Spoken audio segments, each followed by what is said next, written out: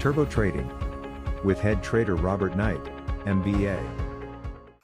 This is a video on the cup and handle patterns that we trade. The question was asked, and this is a 2-minute chart, but the pattern is the same regardless of the time frame. The pattern you're looking for is the same. It may not be accentuated in different time frames, but what I want to talk about here is this a cup and handle pattern? And when the question was first asked, it was when the stock was in here, or the time frame was in this period around here. To be a cup and handle pattern, a well-defined cup and handle pattern, the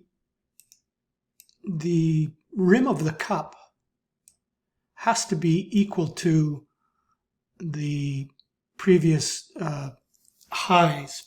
So we see here, if this was going to make a cup and handle pattern like this, it was short of this high here of around 1340.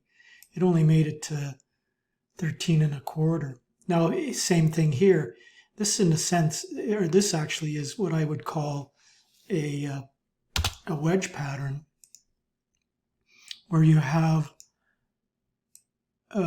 lower highs and higher lows. And when it gets to the apex of this wedge, then you're looking for a pop or a drop.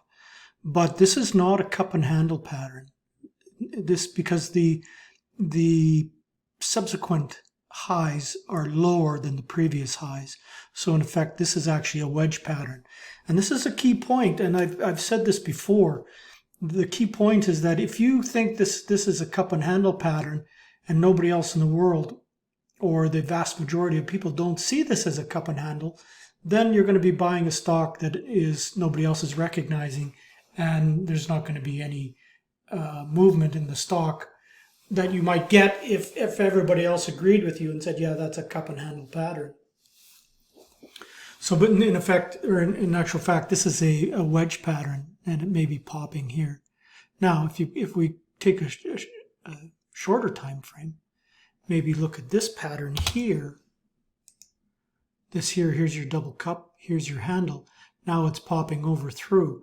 This you could look at as a cup and handle, and it's popping, but it's going to run into a lot of resistance here at 1340.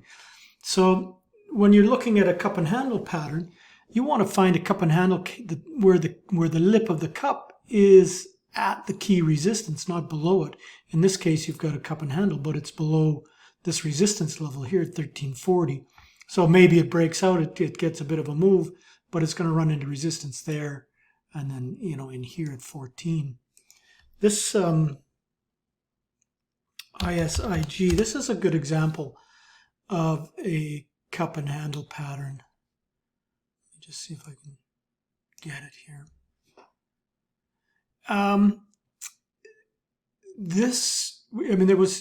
It was a low float stock, so it's pretty choppy. But when it pulled back to this 50 period moving average and this 34 period moving average, I was buying this stock because it hadn't, this is your top of the cup and handle here at 735. It did make this cup here, and then this is your handle, but it did fail. So when in effect, what it did is it made another cup and handle, or you could look at this as the cup and the handle, and then it broke out. But you could even look at this as the cup and the handle. It's also an ascending wedge pattern. So it did break out over that level, and that was a good entry as well. I did add to my position at the 735.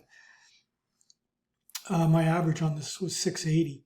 Because I just kept buying the dips, and then when it busted out, I bought a little bit more. But this is a better defined cup and handle, and that's because it's not making lower highs. The highs are all at the same level, this key resistance level, but it is making higher lows. So in effect, giving you an ascending triangle or a cup and handle pattern. That's the key distinction when you're trying to draw the cup and handle pattern. Don't forget to like and subscribe to our channel.